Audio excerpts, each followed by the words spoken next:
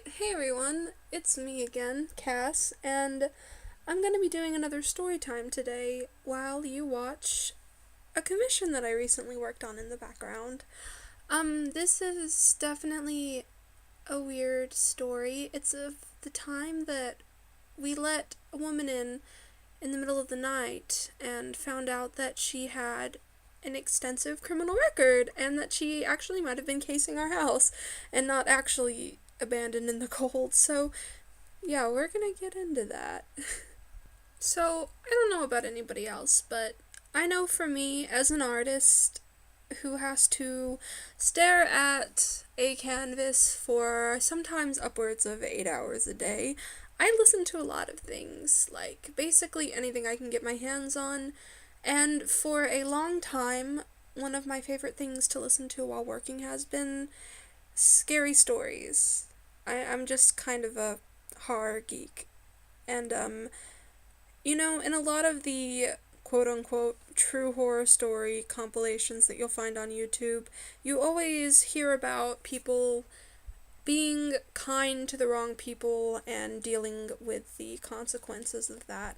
And I always had in my head, like, I never really knew what I would do in that situation because my first impulse is to help somebody, especially in a situation where they could genuinely be in danger, but you just hear so much about people taking advantage of kindness and really screwing people over or hurting them. So I'd never really had to deal with a situation. Well, it wasn't really me choosing because it was a family decision at this point, but I just had never been in that situation myself until this night. So, what wound up happening is it was at, I think, about 3 a.m., and it was in the middle of winter, so we're in, like, Alabama, so it's not as cold as it might be in some other places, but being stuck out in the middle of the night during winter, it's very dangerous. So it's about 3 a.m. I'm up because I'm a heathen, and I'm working all night, as I usually do, and from up in my room, I can hear everything that goes on downstairs very, very clearly, and I usually keep a little bit of an ear out in case someone needs me, because people usually have to yell up for me if there's anything going on. So I'm sitting there, and suddenly I hear the dogs barking. And, our dogs kind of bark at everything, but this was not the usual bark. There is really something dangerous going on, kind of growling and barking at the door. So I ran downstairs as quick as I could to check things out because my younger sister sleeps on the couch, and so if anything's going on outside, she's right there in the line of fire. So I was pretty freaked out. So I go down, and there is this woman, and I believe she was about 5'9". We found that out later because we saw her actual records. So at our door, there is a glass pane that is near the top that I can't really see it. I'm 5'4", so I can't see through it unless I, like, get up on my tippy toes. But there was just this head sitting there staring in through the glass pane. And so my sister is an extremely anxious person, and she wound up telling me that when the woman first came up and started yelling, she considered kind of pretending like she didn't hear anything, but because she was so tall, she looked in and the light was on because my sister too sometimes stays up all night. She looked straight in and stared down at my sister, and then it was just all over at that point. She knew that she'd seen her, and she was just out there begging, saying, please let me in, please let me in. I locked myself out of my car. Or it was either she locked herself out of her car, or she ran out of gas. Either way, we found out it was a lie, but, So at this point, my parents had been woken up by the ruckus, and after some back and forth and talking it out, we decided to let her in because we didn't really know what else we could do at this point. I think that was one of the rare times where we live that there was frost down. I don't know if it was snow, but I know that my parents were very hesitant to get on the road because we don't have the proper tires to deal with ice on the road, living in a place where usually we have to worry more about heat stroke. But, so we let her in, and Mom and I sit in the kitchen with her. And, at first, everything is as fine as you can expect. Like, I remember from the very beginning, she kept kind of almost chanting it. I promise I'm not a crazy person, she said. And, I can understand feeling nervous coming into somebody's house, even if, you don't have any ill intention. I'm certain if it had just been that she was stuck out in the cold, it wouldn't have been any more comfortable for her than it was for us. But, so we sat there for a while, and for a bit it was uneventful, except she started to really act weird after maybe about half an hour. See, so what she had wound up saying is that she was trying to contact some of her friends to come pick her up, and I think that was, for multiple reasons, I think that was a lie. Either she had some people that just dumped her there, unfortunately, or there were other people that were maybe kind of in on this, because, and I have a few reasons that I believe that. First of all, the longer nobody showed up, the more agitated she began to become. She would start to kind of curse under her breath and call these friends derogatory terms the longer it took. Like, she was getting really nervous that she was being left in our house for a very long time, but in kind of an aggressive manner. And, it was also, like, she did a couple other funny things. Like, we were just kind of sitting up in there with her, waiting on this ride, because of course we're not gonna just leave her in there alone. I think we wound up almost staying up all night with this, because it didn't seem like anybody was coming, and like I said, my parents were kind of scared to get out on the road. But, I remember, I think out of everyone in the house, I was the least intimidating, because she would just, it's almost like how do I explain it? Anytime my mom would leave the room for anything, she would start to whisper to me, like she was trying to better understand the situation or get information out of me, because I was, I guess, the most soft-spoken person in the house. Like, she would just start asking where things were, and I didn't really play along, but there was one point that stood out, because my mom is a smoker, and there was this canister of cigarette butts, a coffee canister, that she would put her cigarette butts in to take care of later, and this woman, as soon as she was out of the room, even with me sitting there, she scampered over, pulled open, after she'd, like, seen that, oh my goodness, can I help you? Can I help you? But after she'd seen that there were cigarette butts in there, when Mom left the room, she scampered over and started pulling out the longest cigarette butt she could find to smoke. And it was a really weird moment that kind of gave me a bit more of a perspective into what kind of person this was, because going into someone's house in the middle of the night and then grabbing cigarette butts that they've already had their mouth on is, do whatever you gotta do, I guess, but it was just very clear that she was kind of trying to get information out of me because I seemed the easiest to talk to, and deal with. But that's not even where the story starts, honestly. Like, yeah, a couple things were weird, but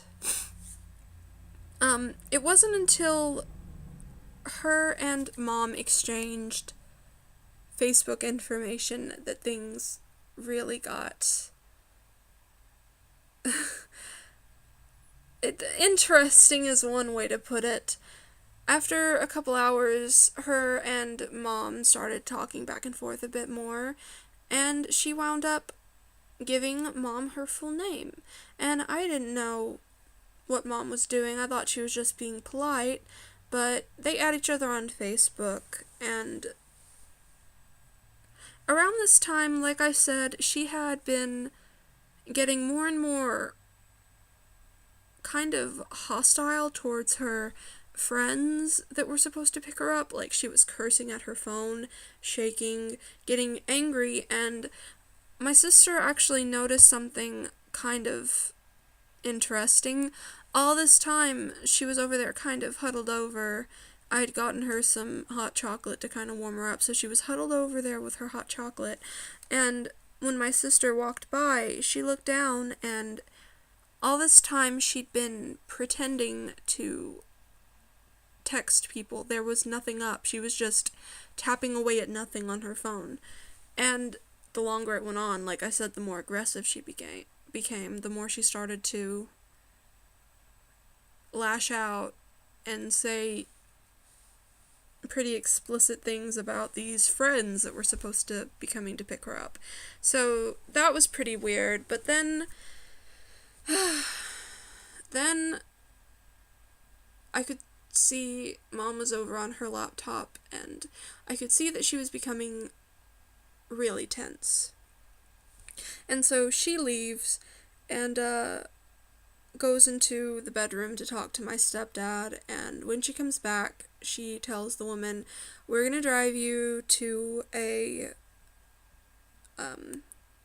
gas station so that hopefully you can get some things you need and have somebody pick you up there."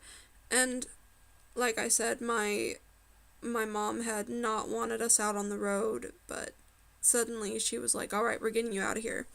So they go off and take her, and I remember one other thing that kind of stood out to me is as she was leaving, I was trying to be, still be friendly, and I said good luck to her, and she'd been kind of putting on this really cheerful act towards me, this friendly act, but when I said that, she turned around and glared at me and said thanks in this tone that kind of betrayed that she was not happy. So that kind of startled me. But as they get in the car and they drive her off, Mom texts me, and she informs me that she looked up her name and found her on the arrest record, criminal record, whatever you would call it, for our area under she'd spent years in prison for multiple robberies. And not just anything, there were details on the different situations, and one was that she had gone into someone's garage and climbed into their car, and when the man came down and caught her, she just fought this man while trying to get everything out of the glove compartment. And I think, actually, I'm pretty sure that she'd even, tried to start the car because I think they'd left their key in there, so she'd full-on tried to do, Grand Theft Auto and fought this man in his own garage over everything in his car. And there were multiple other instances like this, just kind of a serial thief and home burglar. But also, according to Mom, if you remember at the start of the story, she had told us that her car had either broken down, run out of gas, it wasn't working.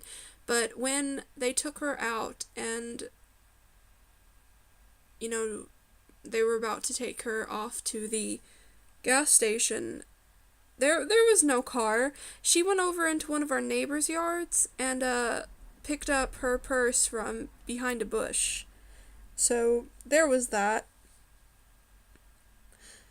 I think what I really think happened personally from the way she was acting and how anxious she was, there are two options.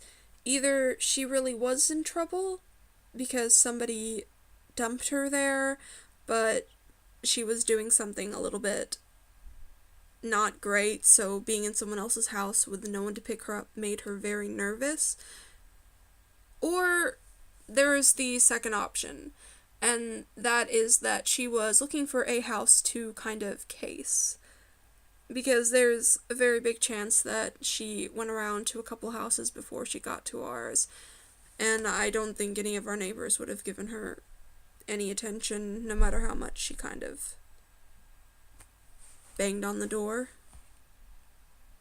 And if she was casing our house, I think a lot of the small talk I had with her kind of dissuaded her from targeting us, because not just the small talk, but I think she found out pretty quickly that it was not worth it. We had a house, our house is kind of packed.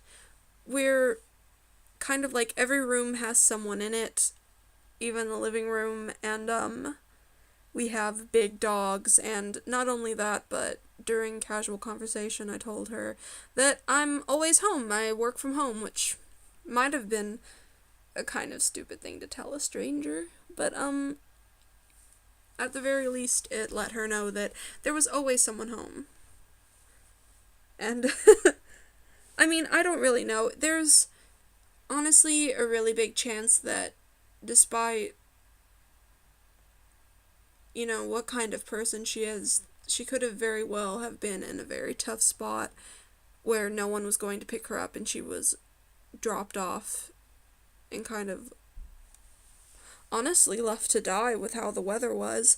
So I don't regret that we let her in and help her, but according to her record, it sounds like this isn't the first time she'd done something like this to kind of, like, case people's houses and stuff.